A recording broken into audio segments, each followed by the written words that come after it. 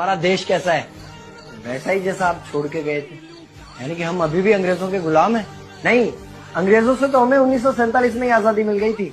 अच्छा, तो अब तो हमारे अपने लोग देश चलाते होंगे ना? हाँ, तब तो देश काफी आगे बढ़ गया होगा। जब हमारे अपने लोग देश चला रहे हैं तो गरीबी और भ्रष्टाचार का तो नाम ही नहीं होगा। सबको बराबर हक दिया जाता होगा, किसानों और मजदूरों का अच्छा ध्यान रखा जाता होगा ना? नहीं, ऐसा तो कुछ नहीं है। तो कैसा है बताना मुझे। कैसे हमारे अपने नेता, हमारे आजाद भारत के नेता, 100 साल हो गए मुझे गए हुए, बताना। हमारे अपने नेता वो तो अपनी जेबें भरने में लगे हुए हैं। आने वाली 7 पीढ़ियों को नहीं बल्कि 700 पीढ़ियों को ना कमा कर खाना पड़े उस चीज के इंतजाम में लगे हुए हैं। तो तुम लोग क्या कर रहे हो और हमारे देश का युवा क्या कर रहा है? हम लोग तो इंस्टाग्राम पर रील्स देखने में बिजी हैं। यानी कि हमारी कुर्बानी का देश के लोगों पर कोई असर नहीं पड़ा। देश के लोगों में कोई देशभक्ति नहीं, कोई देश प्रेम नहीं।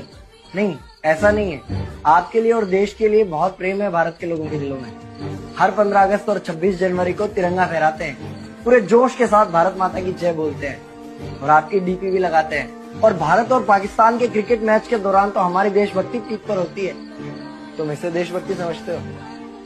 तो फिर क्या है देशभक्ति? अगर तुम्हारी देशभक्ति समाज को सुधारने में, गरीबों को अच्छी शिक्षा या बराबर का हक नहीं दिलाती तो कोई काम की नहीं है तुम्हारी देशभक्ति। भ्रष्ट नेताओं और सरकार के खिलाफ आवाज उठाओ, लोगों को एकजुट करो। लेकिन अगर हमने सरकार के खिलाफ आवाज उठाई या नेताओं से सवाल पूछे तो हमें एंटी नेशनलिस्ट कहा जाएगा या हमें गद्दार करार दे दिया जाएगा। तो डरता है। 23 साल का था मैं जब अंग्रेजों ने मुझे फांसी पर चढ़ा दिया। मुझे तो आतंकवादी कहा गया था। अगर अब नहीं जागे तो ये देश सोता रहेगा। ये सरकारें, ये नेता देश को बेच खाएंगे। इस भ्रष्ट सरकारी तंत्र से लड़ो। देश को क्रांति की जरूरत है। क्रांति यानी कि हमें हथियार उठाने होंगे, बंदूकें उठानी होंगी जैसे आपने उठाई थी। नहीं, हमारी क्रांति विचारों की थी। जब अंग्रेजी हुकूमत ने हमारी आवाज नहीं सुनी तो हमने और जोर से आवाज लगाई और अपने विचार रखे। और क्रांति केवल सत्ता को बदलने तक सीमित नहीं है, बल्कि इस भ्रष्ट अन्यायी तंत्र को जड़ से उखाड़ कर फेंकना है। पर ये होगा कैसे? अपने आसपास से शुरुआत करो। जो भी तुम्हें भ्रष्ट नजर आए उसके खिलाफ आवाज उठाओ, एक्शन लो।